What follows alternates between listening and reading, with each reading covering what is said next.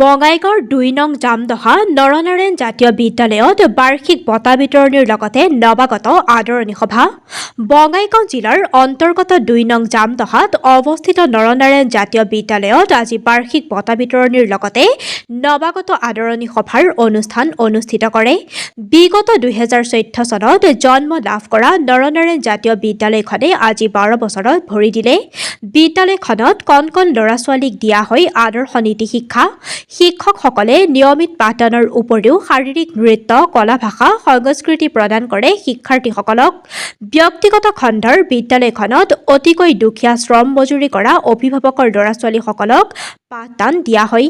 কণ কণ ছাত্ৰ-ছাত্ৰীক উৎসাহ দিয়াৰ বাবে আজি বাৰ্ষিক বঁটা বিতৰণী অনুষ্ঠানত উপস্থিত থাকে নৰনাৰায়ণ জাতীয় বিদ্যালয়ৰ প্ৰতিষ্ঠাপক বিৰাজমোহন ৰায়, বিজনীৰ সমাজসেৱক ডক্টৰ সুবীৰ কুমাৰ দাস, লগতে কেইবাগৰাকীও জ্যেষ্ঠ নাগৰিক, লগতে বিদ্যালয়ৰ শিক্ষক-শিক্ষয়িত্ৰী, অভিভাৱক, ছাত্ৰ-ছাত্ৰীসকল উপস্থিত থাকে। বাৰ্ষিক বঁটা বিতৰণী অনুষ্ঠান উপলক্ষে ছাত্ৰ-ছাত্ৰীৰ সংস্কৃতিমূলক নৃত্য গীত প্ৰদৰ্শন কৰে। News desk Bijni first 24।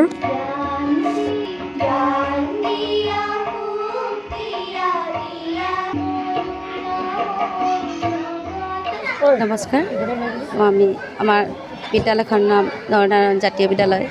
এই বিদ্যালয়খন অত্যন্ত পিছপৰা অঞ্চলত অৱস্থিত। যিহেতু এই বিদ্যালয়খনক এটা গঢ় দিয়াৰ কাৰণে সপোন গঢ় লৈ তুলাইছিল আমাৰ বিদ্যালয়ৰ সচিব মাননীয় শ্ৰীযুত মনোজ কুমাৰ ৰায় আৰু আমাৰ প্ৰাক্তন অধ্যক্ষ মহোদয় শ্ৰী বিৰাজমোহন ৰায় ছাৰে, আৰু বৰ্তমান আমাৰ ভাৰপ্ৰাপ্ত অধ্যক্ষ শ্ৰী আনন্দ বৰ্মন ছাৰ। আমাৰ এই বিদ্যালয়খনত প্ৰতি বছৰে আমি এনেকৈ বাৰ্ষিক অনুষ্ঠান, বঁটা বিতৰণি অনুষ্ঠান আৰু নৱাগত ছাত্ৰ ছাত্ৰীসকলক আদৰণি জনোৱাৰ অৰ্থে আমি এখনি অনুষ্ঠান ইয়াত অনুষ্ঠিত কৰা হয়।